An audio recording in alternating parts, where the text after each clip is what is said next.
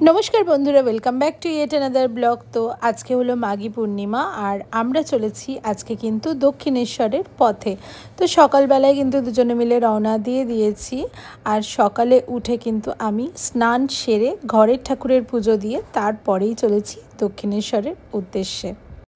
চিনি রয়েছে আমার শাশুড়ি মায়ের কাছে আর আমার শরীরটা এতদিন খুবই খারাপ ছিল।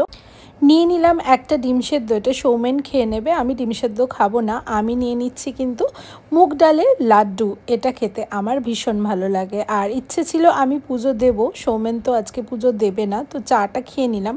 কিন্তু দক্ষিণেশ্বরে আসার পরে দেখলাম সাংঘাতিক। দক্ষিণেশ্বরে এসেছি বটে, তবে আজকে ভাগ্যে পুজো দেওয়া নেই, প্রচুর লাইন। আর সদ্য জ্বর থেকে উঠেছি, শরীরও ঠিক নেই, আজকে পুজো দিতে পারলাম না।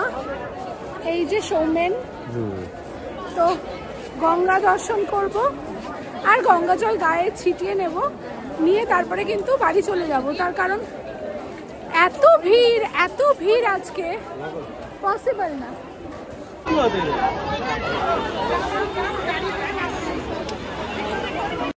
আজকে যেহেতু মাঘী পূর্ণিমা, তাই প্রচুর পুণ্যার্থী কিন্তু চলে এসেছে গঙ্গা স্নান করে পুণ্য অর্জন করতে।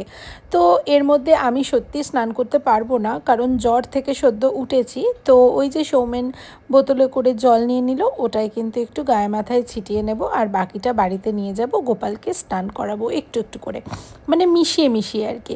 তো ওই হচ্ছে দক্ষিণেশ্বরে মা ভবতারিণীর মন্দির। তো এখন আমরা চলেছি কিন্তু বাড়ির পথে। আর দক্ষিণেশ্বরে ঢোকার সময় তো পার্কিংয়ের স্লিপ কেটেই নেয়, এখানে পার্কিংয়ের টাকাটা দিয়ে এবার কিন্তু আমরা রওনা দিলাম সোজা বাড়ির পথে।